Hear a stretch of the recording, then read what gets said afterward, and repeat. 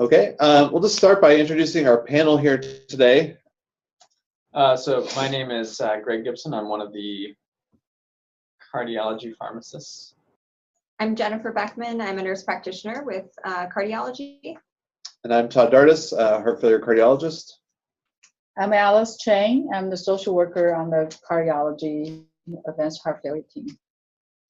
Excellent. And we have Jen Beckman, who is one of our excellent ARNPs, doing our didactic today on adherence and medications to avoid in heart failure. And we'll let Jen start with a set of questions, and you should be able to respond to these on your Zoom software. Thanks for presenting, Jen. And of course. Go ahead and get started. Thanks for having me. So like Dr. Dardis said, we'll be going through our talk today, and to start off, these are my consulting relationships. And our objectives today, we're going to review general principles related to what medications to avoid if you have a heart failure population that you're managing. Also to discuss with that specific drug classes to avoid. And then we're going to talk about heart failure general medication adherence goals. So we're going to switch a little bit about halfway through the slides and talk about how to really manage your heart failure patients' medications in a positive way. So in general, heart failure patients, I think we all recognize that they have a high medication burden. There's some statistics that were done on this, and it came up with about 6.8 prescription medications that patients take per day, which is an average of about 10 doses in one day. And it's important to include that this is not complementary or any alternative medications. This does not include coenzyme Q or any sort of multivitamin that your patients are taking. So that's quite a high doses of medications that they need to really navigate and make sure they're taking correctly. Definition of polypharmacy is long-term medication use, and it's greater to or equal to 5 medications per day. So if you do a quick little math here, pretty much all of our heart failure patients are already under that definition of what polypharmacy is. And this can get troublesome for our patients because they have many cardiovascular and non-cardiovascular comorbidities. An example of that would be, your patient is heart failure patient is diabetic, so you add insulin or an oral diabetic regimen to that amount of medications. And heart failure can be exacerbated by a lot of things, and a lot of these can actually be brought on by medications that we give our patients, such as sodium retention, negative inotropic effects of medications, maybe direct cardiotoxicity where the medication is directly affecting how your heart function is working. And it's important that when we see our patients in clinic, as a reminder, you always want to go through complete medication lists, including prescription and non-prescription medications, including things like vitamins and supplements and things like that. Common heart failure medications, we're going to go through about 5 to 6 specific drug classes in just a little bit, but common ones that can affect pharmacokinetic interactions include amiodarone, Coumadin, and beta blockers. And how they do this is they interact by different absorption, distribution, clearance through renal function, can all be altered during an acute heart failure exacerbation or decompensation. And that's done because you have more edema that's essentially throughout the entire body, and that includes visceral or edema to your gut and perfusion to your gut. So sometimes when your body is trying to clear some of these medications, it's unable to. Hepatic congestion, and like I mentioned, renal insufficiency. So a couple examples of this could be Coumadin. Your Coumadin dose requirement is typically lower when you have a heart failure patient in decompensation versus a chronic stable heart failure patient. Again, this goes along with hepatic congestion and renal insufficiency. And a second example would be dejection clearance may actually be decreased. And if you have a patient that comes in to the hospital with acute decompensation, you definitely want to get a trough to make sure your levels aren't too far off. You also want to make sure we manage patients by doing frequent assessments and adjustments of their medications with similar pharmacy effects. and then consult an excellent clinical pharmacist like we have here today with Greg if you have any concerns about sort of the medication regimen that your patient is on. So I wanted to add this slide because I think it's pretty staggering. This is not meant for anyone to read in any great length because it's so small, but this is just an overview of a portion of what drugs to avoid in heart failure, which just can be really intimidating, especially, you know, if you're in the clinic and you're seeing a lot of patients very quickly and you have to go through all of their medications and focus primarily on their heart failure. It can be a little daunting task to make sure you're not starting something or your patients aren't on something that could actually exacerbate the disease process you're trying to help them with. So like I mentioned, we're gonna go through about 6 different general drug classes, and I could probably spend another 3 hours on all of the other ones that we're not gonna touch. So just know that this is just some general ones and more of the common ones that we see some of our heart failure patients taking. So I think it's pretty well known that non-steroidal anti-inflammatory drugs, or NSAIDs, are not good for patients who have heart failure. They increase risk of renal dysfunction, can have your patient set up for high potassium levels, and impair their response to good medications for heart failure, such as ACE inhibitors and diuretics. There's 2 studies done that I wanted to mention. One study had about 40,000 NSAID users versus 70,000 who were not using NSAIDs. And it actually proved at the end of this very long study that there was an increased mortality rate in the 40,000 NSAID users. Another study called the Rotterdam study studied about 7,300 patients over 72 months. And those that used an NSAID prescription had a 10-fold increase for decompensation. So the next drug class is calcium channel blockers, and they have a neutral effect on patients who have heart failure with reduced ejection fraction based on their morbidity and mortality. And there's really no direct role for management with for this type of heart failure, again, with reduced ejection fraction.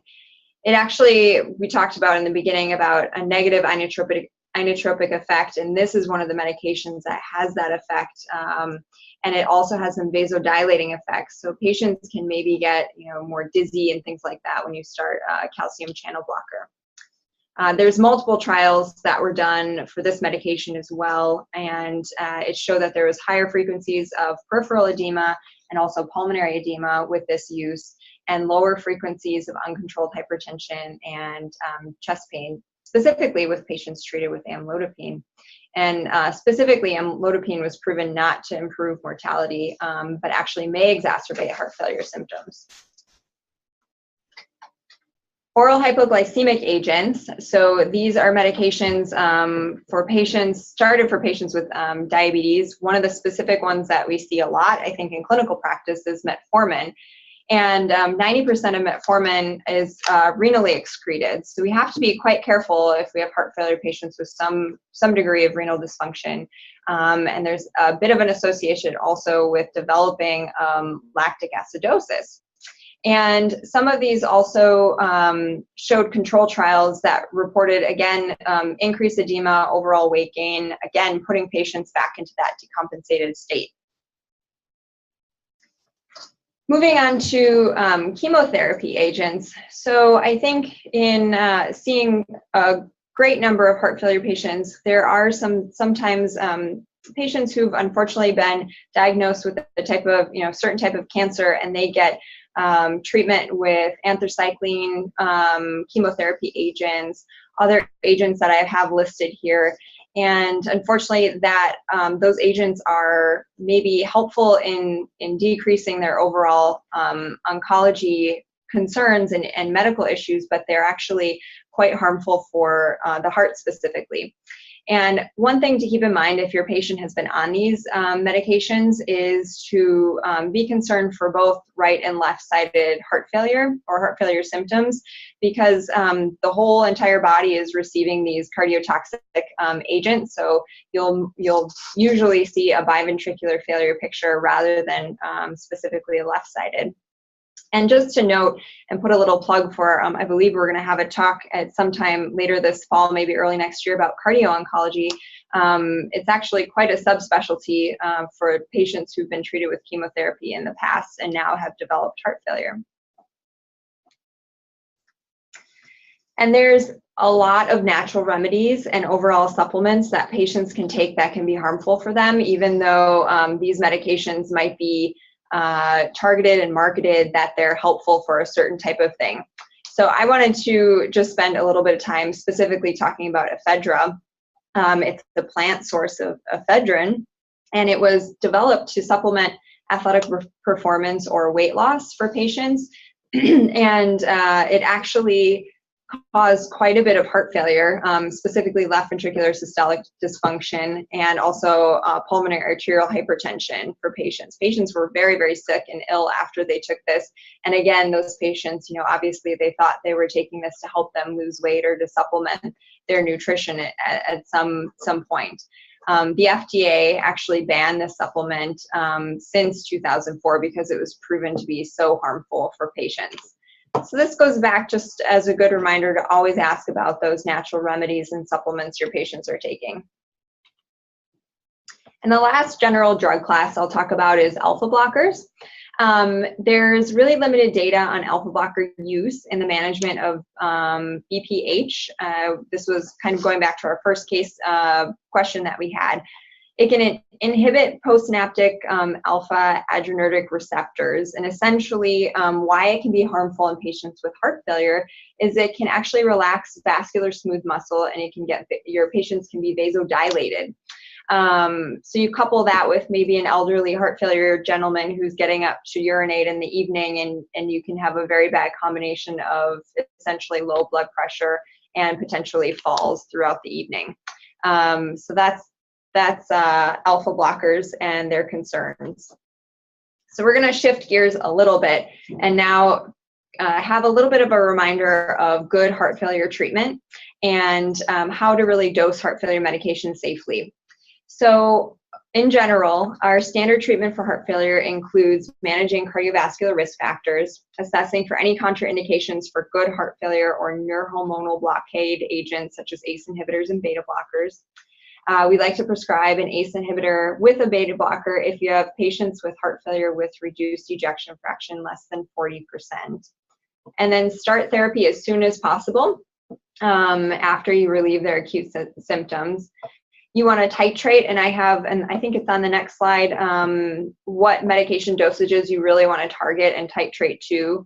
And if you cannot use an ACE inhibitor, you can use an angiotensin receptor blocker. And you want to consider spironolactone when a patient's EF is also low or they have acute heart failure after myocardial infarction. Yes, okay, so here are all the good heart failure drug classes that we're familiar with. So we have ACE inhibitor, beta blocker, ARB, aldosterone antagonists, and vasodilators, and the starting doses and the target doses. And I just want to mention that some people have asked me in the past, how often do you see a newly diagnosed heart failure patient? And I've asked that question, and there's like a myriad of answers. It could be every 6 months to every 2 weeks. And I think however you manage your heart failure patients, the important thing to do is to continue up titration for these medications until you reach target doses, because that's when we know we're going to get the best effect for our patients long term. So some of the pearls of heart failure and overall pharmacy management are to really improve symptoms, including risk of rehospitalization. And then you also want to decrease or reverse deterioration in their myocardial function that they're having. And overall, obviously, we want to reduce mortality for our patients. And like I just mentioned, we know that patient survival has been increased if we start things like beta blockers, ACE inhibitors, etc. And how do we want to dose these patients? So that's another question I get asked pretty frequently. And I think however you're going to dose your patient, you want to make sure it makes sense for them and it's not confusing, especially for your elderly heart failure patients. So ACE inhibitors, beta blockers, I typically dose twice a day, just to allow for even blood pressure throughout the day and throughout the evening. It helps decrease your peak and trough effects of your medications. Same with diuretics. I try to do that so they have a steady sort of urine output, a steady state that of the medication that they're receiving throughout the day. I do dose the evening dose of diuretics quite early because a lot of patients don't sleep because they have to get up overnight to use the bathroom. So ask your patients, especially if they look tired when they're coming to your clinic and it doesn't look like they're having a good quality of life, just ask when they're taking their evening diuretic dose and maybe there's some adjustment that can be made there. And then for clinic follow-up, when you see patients, typically you can ask for a daily weight and blood pressure log. I think this is very helpful when you're trying to up-titrate heart failure medications and figure out symptom management and where they're having symptoms. If they're dropping their blood pressure at a certain time of day, maybe you can make a medication adjustment earlier that would preclude that from happening. Overall lifestyle modifications and adherence, I think these go without saying. Cessation of smoking is great. Restriction or abstinence from alcohol consumption and other illicit drug use is very important. Low sodium diets, exercise, even promoting exercise even for your heart failure patients is important. And typically we just recommend as much as they're able to do, even if it's short intervals at a time. And then again, taking their weight once a day and monitoring their blood pressure. So take-home points. We talked a lot, again, this is a very large overview of what medications to avoid. We talked about potentially harmful medications such as NSAIDs, calcium channel blockers, alpha blockers, etc. BID dosing typically allows for better adherence because patients are less symptomatic and they're able to tolerate more of the medication. Other things you want to do is be able to recognize the exacerbation of heart failure and see if there's any sort of pharmacokinetics that are involved in that, and then be able to watch for changes in drug effects while your patient has changes in their heart failure. Like we talked about, NSAIDs are associated with heart failure symptoms. Essentially, they can have more fluid retention, renal dysfunction, and impairment of responses to ACE inhibitors and diuretics. Review your drug list with your patients every clinic visit. It's important to go over that. And then maintaining excellent adherence to heart failure medications and also lifestyle modifications is vital for your patients to have the best outcome they can have.